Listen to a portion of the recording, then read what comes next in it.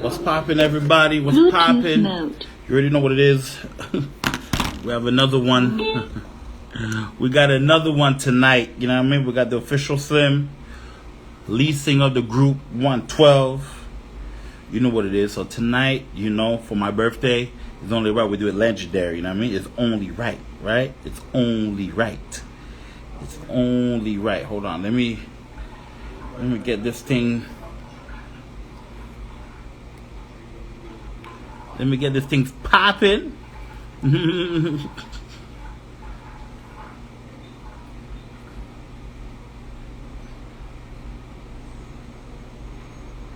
me get this thing popping right now. All right. Calling all sunscreen haters. Oh, you're gonna love this. How's everybody? Happy Throwback Thursday. You know what it is, man. You know what it is. So tonight we have the special guest.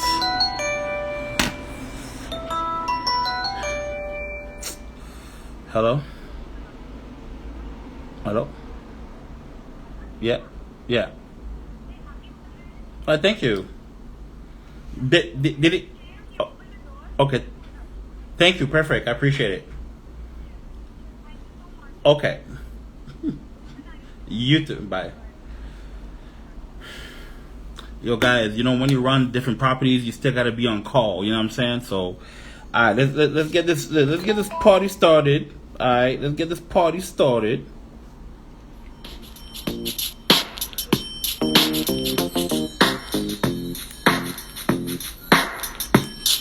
Alright, let's get this party started. Hold on. Gotta mute all my phones. I told you to chill. I thought I told y'all. So now we got official Slim from 112. He's gonna be in the building. We're gonna talk about everything, alright? I wanna mean everything, everything. Everybody's anticipating for this one right here, you know what I mean? Let me make sure I get him on the line. Where he at? Where he at? Where he at? Where he at? Here we go. Here we go.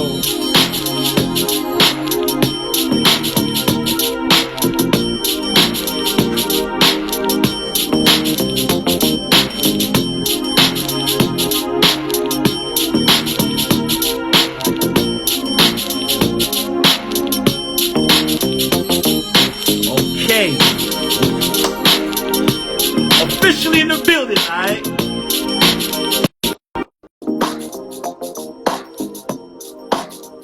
We're gonna have the boss man. Yo, yo, yo. Gentlemen, we got the official Slim in the building, you know. It's not a game, it's not a joke. He's live and direct. You know what I mean? How are you, my brother? How's everything? Blessed. Just came back from a photo shoot. Everything went very, very well.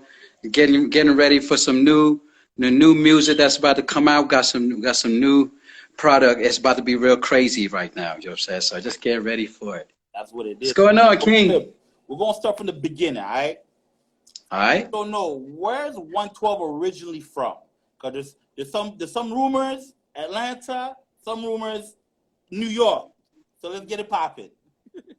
Oh man, well, 112 is originally from Atlanta, Georgia. We're born and raised from Atlanta, Georgia. You know what I'm saying? That's how we got the name 112. Anybody that knows, anybody of our age, anybody that knows about Atlanta, knows about that club called 112. Where it was in front of that club, you know what I mean, where we ran up on Puff and we were like, hey, man, we got something to sing, man. You know what I mean? Just give us a shot. We're too young to get up in the club. You know what I'm saying? I was still in we were all still in high school. You know what I'm saying? So, you know what I'm saying? So we went up in there and we sung. We was out there in the parking lot, actually. You know what I'm saying? It was in the rain. And we sung everything we knew a cappella. And it was there where, you know what I'm saying, that's where the ball started rolling. And what year was that? That was like in 90, I'm going to say 93, 92, 93. Okay, early. Yeah, it was early.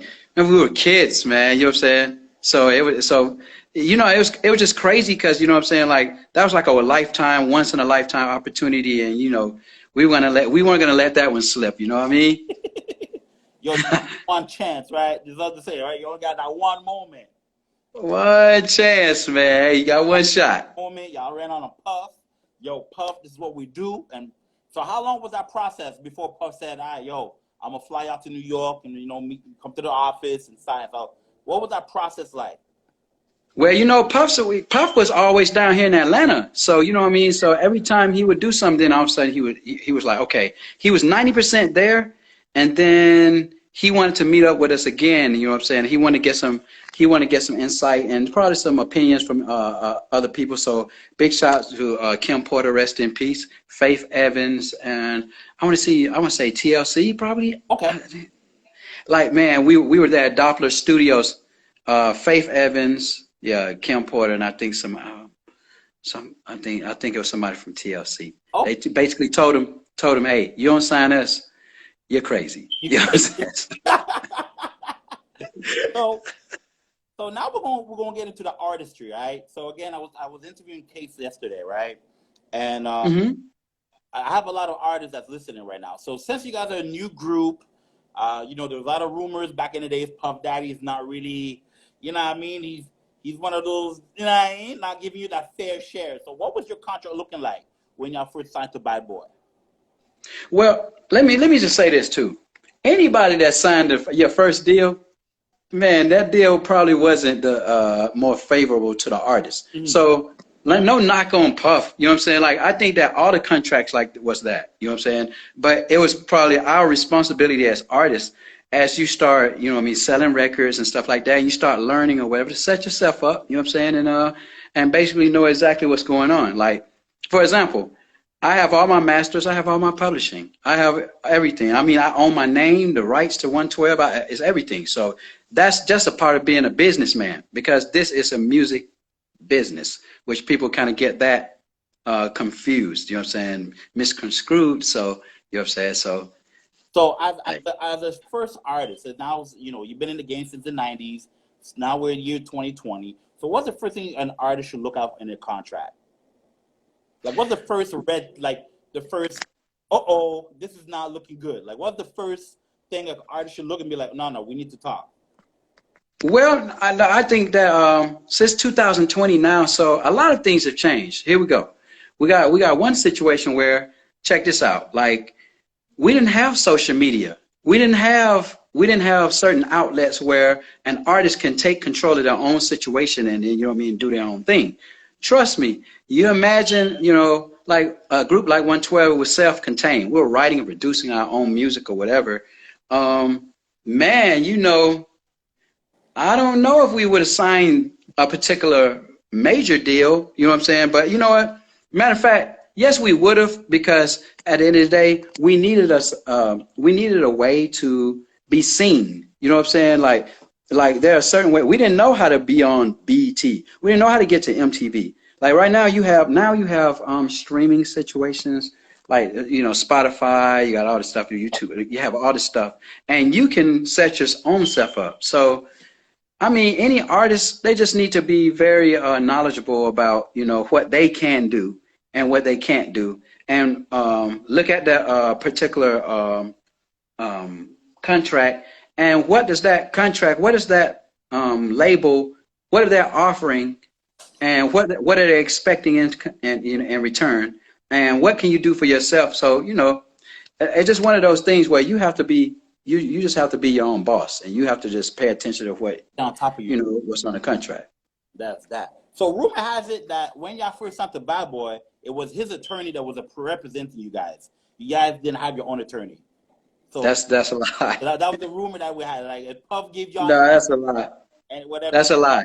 So our lawyer was named Monica Ewing, And I mean, she's now a judge now. Big shouts out to Monica nice. Ewing. You know what I'm saying? She's from Atlanta, Georgia. She definitely represented us, and All right. that's what it was. So, Slim. So, I just turned 39. Today's my birthday, right? So, Cool. I grew up in the whole R&B era, from from the Johnny Gills to the New Editions to the 112 to the Cave to the Jodeci's, the H Towns and whatnot. So, I would like to know, explain that climate that was in the 90s of R&B, like compared to what it is today to what it was back then when y'all first started. Well, first of all, happy birthday, fam. You know what I'm saying? And man, there was definitely a difference. In the 90s, you know what I mean, there was a burst of groups. You know what I'm saying? Like groups on the scene, both female and male, and it was just like an explosion. And man, we didn't have a lot. We didn't have things like Pro Tools or just like certain things that help artists, sing, or you know what I'm saying. Like you had to really know how to, perform live, a cappella, just everything. You know what I mean? Like right there in your face, actual talent. You know what I'm saying? And like in the 90s, I mean, it was very soulful, and you know what I mean. And the music was very like it was very vulnerable. So you could see like the toughest dudes in the world. You know what I mean? Like it doesn't matter what we do out here in the street. You know what I'm saying? Like out there is a jungle, man. But when we go home, we know who pretty much runs this situation. You know what I'm saying? Our women, our queens, we knew that they were like the number one, the most important thing in our lives, and we weren't afraid to show or say those words. So, when 112, when we were writing or producing, whatever, how we putting out the music, we were really writing for, yes, women love our words and stuff like that, because that's what we're writing to. But we actually wrote for the guys that, probably like myself, who did not want to do a whole bunch of talking. You know what I mean? Like, you don't want to do too much talking with your significant other, with your queen. You know what I'm saying? You want, it's more about actions. Us guys, we go through a lot. So sometimes, you know what I'm saying, we can set it with the music. Just that what we're talking about, we're going to hit it right on the nail about what you're going through. And then boom, you know what I'm saying? Now, this type of music, they're kind of like more straight to the point. You know what I'm saying? Like for the most part, you know what I mean? Like they're like wham bam. Hey, I want to do this. I want to flap you. I want to flip you around. You know what I'm saying? Whereas with us, you know what I'm saying? We were saying the same things. It was just the way we say it. You know what I'm saying? Like people, you know what I mean? It's like we talk about certain things. You know what I mean? Peaches and cream, we're grown. We know exactly what we're talking about. But, it is what it is. You know what I'm saying? Like, when we talked about doing it anywhere, you know what I'm saying? We were being strategic with our words. Now that we're done. We're saying, now that we're done, what are you thinking? You know what I'm saying? So after you just, you know what I mean? You've definitely you just spent an amazing time with your queen. You know what I'm saying? Or vice versa with your queen or your king. You know what I mean? Yeah. You're saying now you're asking like, okay, where are you mentally? You know what I'm saying? It's like you want to hold on to that feeling. So that's pretty much, you know what I'm saying? Like that's how we were doing. You know what I'm saying? All right, what I'm talking about. So listen, Slim. So as far as like production goes, what do you think the game is missing? More ballads or more instruments? I know a lot of the new R&B is all computerized, and I know back then it was really like was live instrument. You had the live keyboard, the violin, the guitar, you know what I mean? Compared to now, everything is beat drum machines and whatnot. So what's your process, either yourself or the group, when you're going to production, writing and producing a beat? Well, it depends. Like it depends on what we're talking about. It depends on the feel of what we want to do. So there are some records like we want to go straight to the club. We know exactly how to make that feel. That will probably be a little bit more beats, you know what I'm saying, like Beat Machine or something like that. You know what I'm saying? And then actual getting with the right producer that makes a record feel a certain kind of way, so that when we say the right things, it'll come all the way across. You know what I mean? Because a hit record is like, it's like everything has to align at the same time. Now there are certain times where we wanna do some things like, okay, where we really want to say some things like, okay, we want to set the mood or whatever. Depending on that instrument, live music is amazing. It's nothing like, you know what I'm saying, like saying something and then setting the pace, and then all of a sudden a live saxophone comes right through. You see what I'm saying? And it's like, you got to see in our minds, like when we're performing or when we're writing the record, we can imagine what's happening at that time. You know what I'm saying? Like, it's no secret when you put on a 112 record, what's happening. You know what time it is. Yeah, so you know what I'm saying? So we imagine that off the bat, you know what I'm saying? So there are a lot of things that's going on into the situation, making things happen. It's like sculpturing a song. You know what I mean? Whereas with these, and I'm gonna tell you, there are people in that gets it here. You know what I'm saying? Like, I can put on a Her album and it sets the mood. You feel me? Like, it's the same thing. Like, I can call certain artists, I can call certain artists that, you know what I mean, that gets it. And those artists, that the artist that gets it, it really makes sense. Like, you know what I'm saying? Like, there are certain people, like, even, you know what I'm saying, big shouts out to like Ty Dolla, right? Man, if you really listen to him, especially like now, he's like, he's always been musical, but he's really wild musical.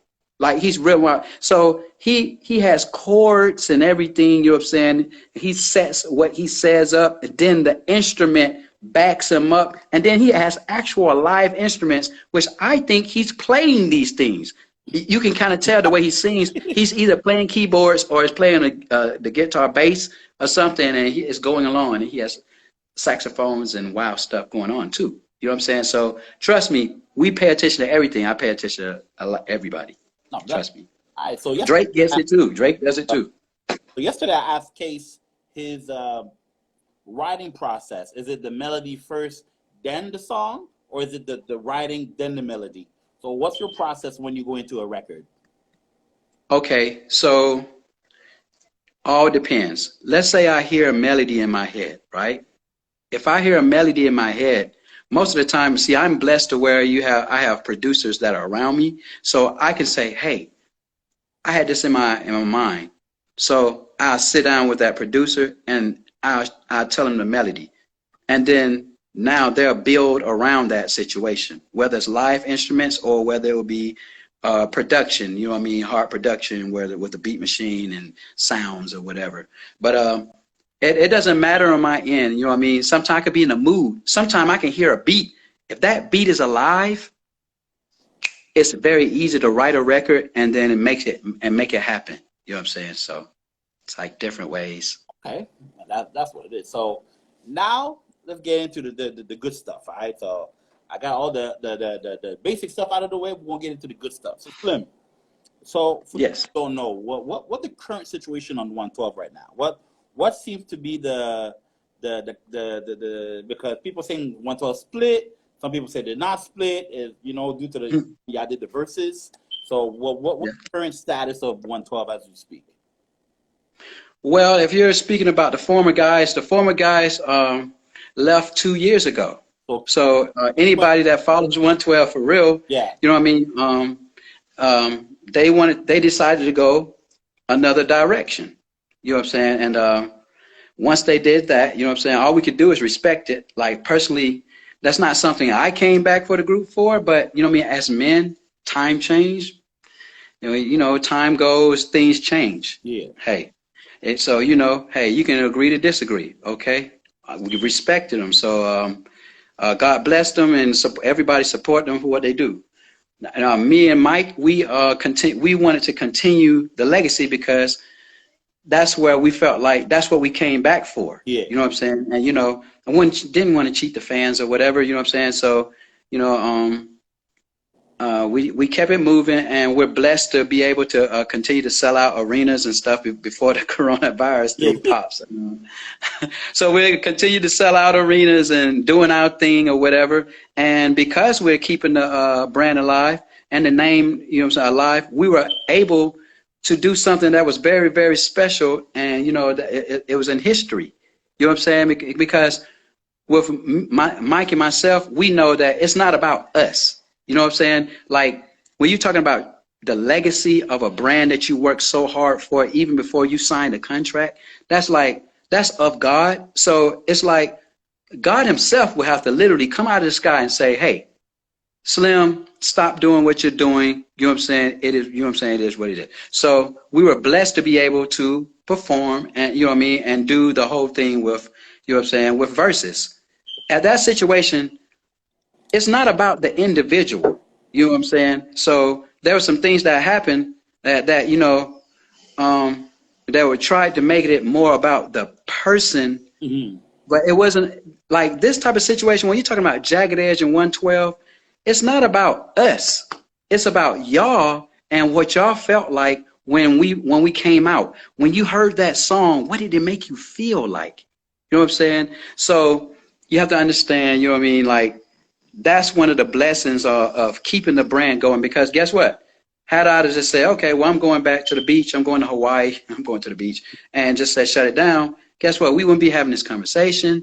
Versus probably would never happen. Matter of fact, Jagged Edge probably would have faced off with another group or something like that, and I would have sat there on the beach and probably looked at it like this and said, amazing. But deep down, I probably would have been like, man, had I kept it moving, I don't know. I'm not a woulda, coulda, shoulda guy.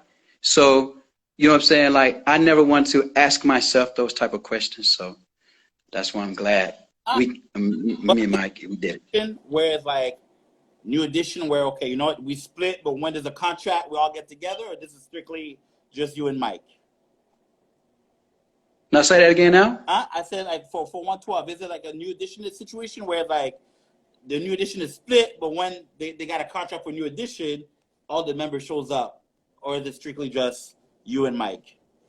Let me tell you something. Quit means quit. What do you think? So like, let's not even think about the group. All right. If you were in a corporate business, if you were on a basketball court, you was on a baseball team, and you quit, you know what I'm saying? Just imagine quitting a team, and then, you know what I'm saying? But then that team actually makes it to the finals of the championship. Do you come back 2 years later and say, you know what I'm saying, I deserve to walk in with the team and play on the court? I mean, come on, let's you know what I mean? Like, so, you know what I'm saying? Let's go corporate, okay? Can you imagine quitting your job in a corporate field, kicking and screaming? So now they say, you know what? Okay, go ahead, you know what I'm saying? Blessings or whatever. And then 2 years later, something huge happens. And then try to come back 2 years later and say, hey, we were a part of that, you know what I'm saying? And you know, we should, you know what I mean? We should be a part of the situation or whatever. Oh, you're having a corporate trip to an island? Mm-hmm. How about, man, you had an upgrade on your insurance perks where, you know what I mean, where a lot of great things happen by being a part of that corporation, because that corporation is about that brand. You see, for me, it's a business. I'm a businessman. So when you ask for something, I'm going to give you exactly what you asked for. Now, you as an adult have to realize what your consequences are when you choose something. You know what I'm saying? So that's part of being a man. When you decide something, you should ride with that, and you know what I'm saying, and accept whatever the situations are. It just is what it is. It is what it is. All right, so we're going to keep that moving. So 2 weeks ago, y'all did the Versus, right? So y'all over Jagged Edge. So what would be one good lesson that y'all would say y'all learned from doing that Versus between Jagged Edge? Oh man, I don't think there's a lesson with Versus, because what Versus was to us was the celebration of both legacies. You see, there for us and 112's view, it's like we were celebrating legacies. Like any competitions were already done. We were playing records that were 20 plus years old. You know what I'm saying? So they've already charted. You see these awards. You know what I'm saying? We've already won these awards. You know what I'm saying? Like these joints right here. Hey, this is a blessing. You know what I'm saying? Like we've already won these joints. Yeah. Like, okay, so here we go. We're blessed to be able to call the name. You know what I'm saying? Like be able to even share with the people, you know what I'm saying, making people remember what it was. in the years. You know what I'm saying? So lessons, I don't know. No, I mean, I enjoyed every second of it. You could probably tell how I was smiling throughout the whole situation. You know what I'm saying? Oh yeah, the whole yeah, like yeah, we do this. Hey man, you know what I'm saying? Like at the end of the day, like this was about legacy and it was about catalog. Something we 112 we take a lot of pride in because there are a lot of things that we could have easily exploited. We'll just say it like that. Okay, so if that was supposed to be a competition or whatever, you do every competition based on the person that you're competing against. You know what I'm saying? So you know what I'm saying? So right there, we were talking about catalogs and stuff like that. We're talking about Jagged Edge, definitely an R&B titan of a group. So we knew that, you know what I mean, in order for us to, you know, in order for us to stand out and let people, remind people, because I think during the weekend, there were a lot of people that were kind of forgot where, you know, what 112 has done as far as, you know what I'm saying, the industry right here. And, you know, reminding them is a great thing. So what we did was, since it was a competition, we want to make sure that we show you how well-rounded we were, where the advantages of where we were standing. At the time, it was the weekend of the Notorious B.I.G.'s birthday. It was the death of Andre Harrell, which that was our big brother. He had an amazing situation and an impact in our musical career. So we took that right there and we basically, you know what I'm saying, we just showed exactly the reason why, you know what I mean, 112, we are who we are. Now, Jagged Edge did the same thing. Jagged Edge made me remember why I really like Jagged Edge. You know what I mean? Their records were very impactful. All those ballads that they played, they didn't have to necessarily chart. If they touch your heart, that's all that matters. They played 2 or 3 records that I know that's not on the charts that I personally listen to myself. So that's why I'm like, so that's why I said, what better group than the brothers that we knew before a deal? You know what I'm saying? And we just let everybody else decide. You know what I'm saying? We know what Billboard and what Revolt TV we wrote. And thank y'all for that. Between you and I, the world says 112 won, but that's between you and I. Right? Don't tell me. I mean, and that's it. That's up for y'all. You know what I'm saying? So yo, Slim. So since today's Throwback Thursday, I want to focus a little bit on the Bad Boy era that when Craig Mack. No, because y'all came after Craig Mack, right? So y'all came. Well, no, after that. So we came after Total and Faith, right? Total and Faith. So we were blessed to be able, while we were not out, we were writing.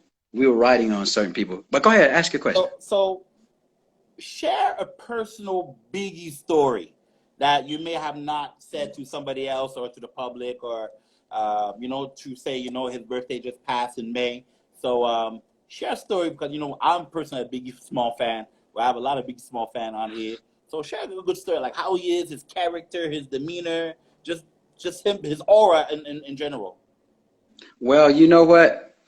One of the main reasons why 112 definitely believed in our brand, and he definitely put an impact in my life, was the fact that how much he actually believed in 112. You know what I'm saying? Like, man, if you asked him, he said that we were like by far the #1 R&B group in the world. Like, this was crazy. Like one thing we learned from him was that, you know, you have to first believe in yourself. So a lot of times, man, like when we were like in the process of recording our albums in New York, him and Faith would pick us up and he would take us to shows when he was doing like promo for the first album, Ready to Die. And we would actually watch him perform, take over a crowd. Man, I remember shows like in Chicago where they weren't exactly feeling him.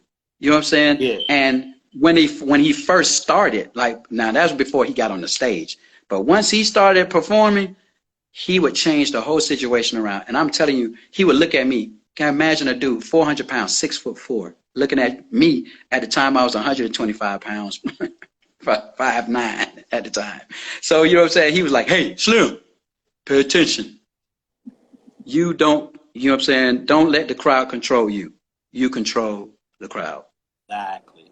You know what I'm saying? And it'd be little stuff like that that would definitely sit in and rock with me. So now I promise you, like, I still hear his voice. I still remind. It just like the memories of those situations still be in my head. So when you see us perform and you see us dance like it's our last time dancing, singing like it's our last time singing, it's the spirit of the Notorious B.I.G. still feeling like he's still on the stage with us and still reminding us who we are. So, with that being said, how emotional was it when Puff called y'all to write, well, not to write, but I mean to co-write? Yeah, I'll Be Missing You. yeah, I'll Be Missing You. Yeah, so it took some months for us to really get over this. You know what I'm saying? Like to really process who our family. Just imagine your family, somebody in your family, and they just passed, and it's like we had just seen them. We had just seen him that night. Now, if you rewind that time, we were on the stage with him, with Brian McKnight, and where where he said, "What's up, Cali?" Right? The infamous "What's up, Cali?" And when we had a show at a homecoming at University of Arizona Wildcats. I'm a Wildcat fan straight up. But, when we got the phone call that we had just seen him just hours. And before we even got off the jet, right, to head to Arizona, to University of Arizona, we get a phone call saying that Notorious B.I.G., our brother, has passed. Like, that was crushing. That was crushing. Now, at the time, we had a problem because that was a great problem, but then it was a horrible problem. At the time, Hypnotized was #1 on the charts. Cupid was #2. Okay. And we were like, okay, with our emotional, how we feeling, I want to go home, ball up in the corner, ball up on the bed, and just, you know what I mean? Man, it was just a crazy time, you know what I'm saying? But we said to ourselves, you know what would Big want us to do? So we kept on going. We kept on pushing. We went to places where, or at the time everybody thought, oh, you shouldn't go to the West Coast. Well, no, we went there because there was no fear. You know what I'm saying? Like, and, and our West Coast, our fans over in the West Coast, they definitely accepted 112. Thank God for everybody there. And, when Puff called us up, he said, let's all come together as a family and let's put this record together. And once we got there, we knew what it was. When the record came on, it was instant. That was it. So as you co-wrote that record, were y'all all in the same studio or some parts? Yes, we were all in the same studio. It was you, Faith, Puff, the producer, all in the same studio, vibing and all that. And we put it together. And it was as a family because 112, like Bad Boy, it's a straight up family. You know what I'm saying? Like we talk to each other to this day. You know what I'm saying? Like it's all a family. So you know what I'm saying? So it was easy to come together and to put it together. I said, all right, cool. So in your musical career, where would be some of the best places you've seen through this journey of yours? Man, it just like I don't have a favorite one. Like I'm blessed to be experience the South part of Greece. I've definitely enjoyed barbecue in Memphis or at the smaller spots in Kentucky or the Midwest. Like I think that everything is an experience, and it's something like for myself, a guy straight from Cleveland Avenue, South part, like suburbs in Atlanta. I never left my community. Mm-hmm. And so to be able to travel around the world, like I look at every experience, I just enjoy every second of it. Like I just love life. Like this is amazing. It is, man. That's what it is. So give us one of your favorite tours that you guys, either your personal own tours or a Bad Boy tour or a collaboration tour. So which tour was the best, like to like you remember, like, oh my God, I can't believe that happened. Crazy. I think like, man, what tours we've been on. Isley Brothers, Whitney Houston, Keith Sweat, New Edition, Janet Jackson, Puff Daddy, and our own. I'm gonna give you a good one. Man, Whitney Houston tour. It was us and Whitney Houston. She had us on her tour. Nice. Man, we did not know how cool she was. Now, just think about it. Like, you're watching MTV. Now, you gotta think, like, I'm just like anybody. All y'all, everybody, you know what I'm saying? You look at a video, and she's singing all these huge records, Saving All My Love, Greatest Love of All. You know what I'm saying? You're thinking of all these wild records. So I'm looking at her like, oh my God, she's probably a diva. You know what I mean? She probably painted everything white. She want purple roses all over the place. You know what I'm saying? I'm thinking just like this, right? But nah, man. Yo, we met her. She was like the coolest person in your family. Man, she was the coolest. Yo, she would talk to you straight up. Everything right off her heart. So one time, you know, we were really kicking it. Everybody was having fun, right? So one time she called us up. She said, "Hey, I got this interview, and I want y'all to." We were in Albany, New York, and she said, "I want y'all to meet me at this park, MTV. They're gonna show up or whatever." So we were like, "Okay, cool." So we all dressed up or whatever. We thinking all fresh and fly. Man, we get there, man. Make a long story short, man. Whitney Houston and her dancers. And y'all know, if y'all watching, they know what they did. They jumped out with the water guns and water balloons, and they attacked us. They attacked us with the water balloons and stuff, you know what I'm saying? And so what did we do?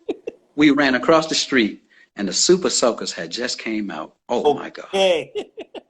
You know when you got these boys from the South, from the A. Big shouts out to our whole crew from the College Park, from the South Side. And y'all know we stuck down. We 10 toes down. And we took our water balloons and we took our water guns. And we went head up clash with Whitney Houston and her dancers. Now, it was crazy. Now, it was hot that day. New York, it gets cold real fast. Mm-hmm. Now, instead of, you know what I'm saying, her, you would think like she was like, okay, all right, this is over. Oh, no.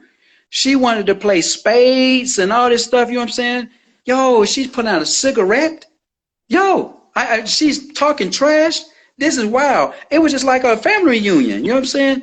Man, we partied to 6 o'clock that morning. Yeah. Now, unfortunately, she lost her voice. She lost her voice. Hey, but let me tell you something, man. We felt so horrible because everybody was pissed. Now, you think it's just Whitney Houston, like, you know what I'm saying? People are traveling around the world to come see this show. Oh, my God. It took her about a month to get over this. Oh. Now, anybody who knows about the Whitney Houston joint with us, y'all know what I'm talking about. People were pissed. They were going on the TV. They were like, oh, my God, I can't believe she did this to me. Oh, man, we felt so horrible, man. Like, we were like, man. But she started that water fight first. R.I.P. Whitney, you know what I'm saying? So, listen, Slim. So, if you had the opportunity to write for any artist, dead or alive, who would that artist be and why? Man. Write for or even write with? Yeah. You know who it would probably be? Man, I'll have to take two. Here we go. All right. Michael Jackson. Yeah. And Smokey Robinson. Okay, classics. Now, I would say Babyface because everybody knows I'm a Babyface nut fan, right? Okay, okay. I love Babyface, but I think Babyface would be like, Slim, I don't need you. I just kidding. You know, but you know what I'm saying? Like, he would be my third if it was three. But the reason why I say Michael Jackson, because come on, man. Y'all know it. Everybody want to work with it, want to meet Michael Jackson. Whatever. I met everybody. I met everybody in the Jackson family except for Michael Jackson. Oh, my God. So we were on the Janet Jackson tour. So we got a chance to meet the whole family. Nice. So, and, you know, with Janet Jackson, she's the coolest. She's a sister. So, like, Michael Jackson, now Smokey Robinson. Now, I say Smokey Robinson because he's like one of my all-time favorite artists, writer, producers ever. That's why I wanted to emulate my career. And you know what I'm saying? And like, it's one thing to master, you know what I'm saying? He was Smokey Robinson in the Miracles, right? Started in a group, mastered that. came out. Smokey Robinson mastered that. Then he went into the 70s and started writing all of the smashes for a whole entire decade. He was the sound of Motown. This is wild. You know what I'm saying? Like, hey, man, like, we're still singing his records. Matter of fact, us artists, we're still sampling records to this day on whether it's hip hop or R&B. So his music still lives on. So hopefully, you know, we're blessed to where the songs that we've written or sung or collabed on, if it's looked at in the same, and as a fraction of the same, I've done my job. You did your job for real. So, all right. So let's get into the business of this industry. So a lot of people are still not understanding what royalty means, right? So yes, you who is now independent, right? Running your own show. So explain to the people how important it is to retain your not only your publishing, but how it works with the royalties and all that. Well, I would definitely encourage every artist to definitely pick up that pen and write, or learn how to produce, or learn how to play instruments, because those, being frank, those are multiple checks. Okay, they have certain unions for artists that play the instrument. If you play the instrument on that song, you get paid on top of that. If you're the writer, you get an extra check. Like I get, like, here we go. You get checks for actual mechanical royalties. You get checks for writing. You get checks for a lot of things. You know what I'm saying? So I would definitely tell all artists, don't cheat yourself. You know what I'm saying? Like, hey, experiment just go for the whole experience. Push yourself, because it's definitely financially, you know what I mean, advantageous. Trust me. And that's what it is, man. So I have a lot of my artist friends. They still don't know what publishing is. They just know. So publishing. Okay. So publishing. All right. So let's say you wrote a record, right? So breaking everything down or whatever, there are percentages. Okay. You have 100%, split it in half, right? So the 50% is not 100% of the production. So as I say, the production side, if it's one producer, they get all of the 50%. So I get 100% of the 50%. Mm-hmm. If you're the writer, on the bottom side, or you got the writer side, if you're the only writer, you get 100% of that 50%. You feel me? Mm-hmm. Now, if it's two writers, you get half, 50% of that 50%, which is 20, you know what I'm saying, the 25%. You see what I'm saying? And all the way down. It just depends on how you split things. Now, certain people do things a little differently. And for me, I'm fair, straight down the middle. I don't pull those type of punches. But certain people handle business a little differently. This is a very shrewd business. You feel me? Oh, sure. But I'm just giving you a straight up way of handling situations. You know what I'm saying? So, like, for ourselves, you know, like, trust me, the best thing to do is to, like, you have your own records, you're writing. Now you can go to another artist at the same time. The more artists you write for, though, you produce for, those are the same checks. You're getting all of them at the same time. Boom, boom, boom, boom, boom, boom, boom. Let me tell you something. That's what you want, because royalty checks last a lifetime plus 50 years. Now, if you have your paperwork right and you set it up, that's generational wealth. You see what I'm saying? So, like, I name my label after my sons. I know, once I'm gone, I want to make sure that my sons are set. You know what I'm saying? Like, and that's just basically, that's what it's about. You know, you want to keep it going. You want to keep it, you know what I mean, keep it doing. So I'm encouraging all writers, producers, artists, really master your craft. You know what I'm saying? Because, like I said, it's financially advantageous, and you get these checks, you know, they pop in. It's like a blessing. You didn't know it's going to come in, but when it come in, you be like, oh my God, oh, pay your tithe. But you know what I tell you, when that check comes in, I'm being silly, but it's amazing though. I like that. So, if we're going to talk about the music biz, right? Well, I don't even say what the business is, but if we're not talking about hip hop, who's your top 5 dead or alive R&B artists? Does that have to be? Whoa. Oh, that's hard, man. I've tried to push myself to the max of, you know what I'm saying, of top 5 dead or alive. I've had these type of conversations.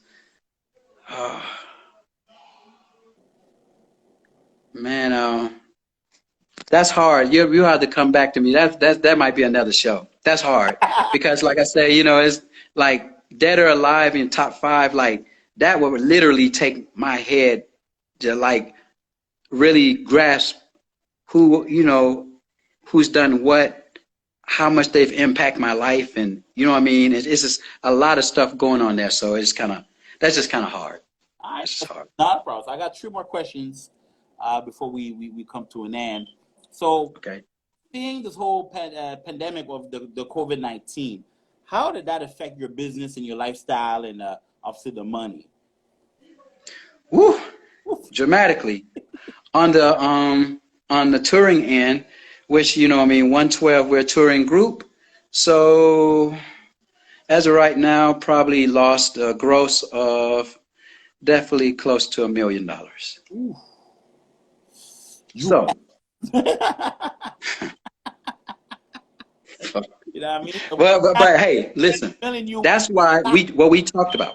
That's what we talked about when we talked about other ways and avenues of financial streams. Now, you never put your eggs in one basket. And like you're talking to Slim, the businessman, so it's one thing that makes Slim how I am. You know what I'm saying?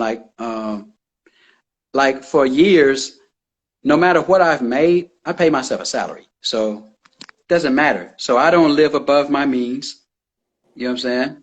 I don't live above my means. It's none of that. So let's say I made $1 million one month. Yeah. If I don't want to pay myself but so many $1,000s a month, then that's all I get. So you know what I'm saying? That's what it is. And I live on those means because as artists, we don't have Social Security checks. Like we don't get Social Security. We don't get anything like that. So we have to actually be smart. You know what I'm saying? So you have to create your own situation, whatever. And for myself, I like to make other things make money for me. And I pay myself in a salary. So just in case somebody trying to figure it, you know what I'm saying, slim out. So you're disciplined. Hey, you know what I'm saying? Like, just know that, you know what I'm saying? Like, I'm not the flashy guy that, you know what I'm saying? If I made $500,000, I'm going to go buy a $250,000 car. Not smart. No. When I look at each check, of saying, how's that going to last me for the next 20 years? Any check. No. So, you know what I'm saying? So understand, like, I look at my whole life situation as such. I've computed how much, like, I will have to, you know what I'm saying? I will pay myself or whatever to sustain, you know what I mean? You know what I mean? Just sustain a lifestyle where I'm comfortable. So I'm blessed to be able to, you know what I'm saying? Like, you know, like you could kind of tell I was a nerd in school. So, you know what I'm saying? It actually helps me out in these situations like right now. You know what I'm saying? So I have a question from one of the audience, from Zael. She asked, are you single? Well, I'm not married or anything like that. So, you know what I'm saying? Like I'm telling you right now, Slim is focused. You know what I'm saying? I'm focused on, you know what I'm saying? Like, you know, because it's one of the things where, like, I leave everything in God's hands. So in the event that God wants to, you know, put me with someone where, you know, you see the person with the rest of your life and you're able to share yourself or whatever, you know, man, I don't want to do it myself. Like, I know that's like the biggest thing for me in life. You know what I'm saying? Like marriage and like love and, you know what I'm saying? Like marriage and, you know what I'm saying? And I'm going to tell you right now, you know, I'm not the perfect guy. You know what I'm saying? Anybody knows, I mean, hey, I've never been married, but I got kids that, you know what I'm saying, 20, 22. Yeah. So, you know what I'm saying? So things kind of jumped ahead of certain things or whatever. But, you know what I mean? As far as marriage is concerned, you know what I'm saying, which I take very, very seriously. You know what I'm saying? I will admit that as much love songs that I write, actually scared of, you know what I'm saying, certain things, you know what I'm saying? Because, you know what I'm saying, like, people don't take marriage as serious probably as the next person. Facts. But I put it in God's hands. And you know what I'm saying? I just stay focused. And whatever God wants for me, I'm pretty sure he'll have. And you know what I'm saying? And I'll be on my arms open wide. That's what it is, man. Beautiful, beautiful. So I hate to do this, but can you sing an acapella for the ladies? Because, yo, the ladies are going crazy right now. Can you send them a quick acapella and let them know, yo, we still do this? Cool, cool, cool. Girl, if I told you I love you, that doesn't mean that I don't care. Ooh, baby, and when I tell you I need you, don't you think that I'll never be there? Baby, I'm so tired of the way you turn my words into deception and lies. Don't misunderstand me, I'm just trying to speak my mind. I'm only saying what's in my heart. Cupid doesn't lie, but we won't know unless you give it a try. Oh, baby, true love won't lie, but we won't know unless you give it a try. Yeah, man. All right, Slim, I got one last question, and then you can give your shout out, all right? So the last question of the night is, if you were a sneaker, what sneaker would you be and why? If I were a sneaker? Yeah. Right now, I would probably be these Yeezys I got on. Why? Because they're the number one. They're number one right now. You know what I'm saying? They're very comfortable. You know what I'm saying? It's like not too crazy or whatever. And it's very comfortable. And it might not be pretty to some, but you know what I'm saying? It fits me. But it's number one, whether you like it or not. Exactly. Like it or not. So, all right, Slim, I appreciate your time, my brother. It's always a pleasure talking to a legendary artist such as yourself. Give your shout out. Shout out who you need to shout out. I just want to thank all of the fans out there. I want to thank everybody out there that support 112 and the whole movement, good, bad, and ugly.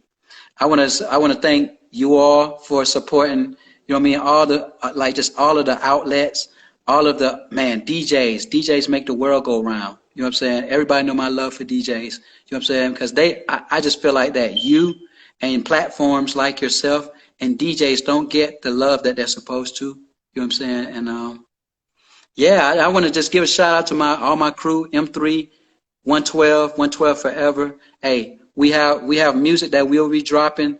Spend It All, the single is definitely coming out. We just put it back from the fifth because of all the things that's going on right now. And there's so much more things important, than probably even the music right now. But it's definitely coming this month. Just want to just let everything calm down. I'm in Georgia. So trust me when I tell you. We got some things going on here in Georgia, you know what I'm saying? Anybody knows about the preliminary hearing, what that guy said over Ahmaud's body while he shot him. You know what I'm saying? And right now, it's a lot of stuff going on. So, you know what I'm saying?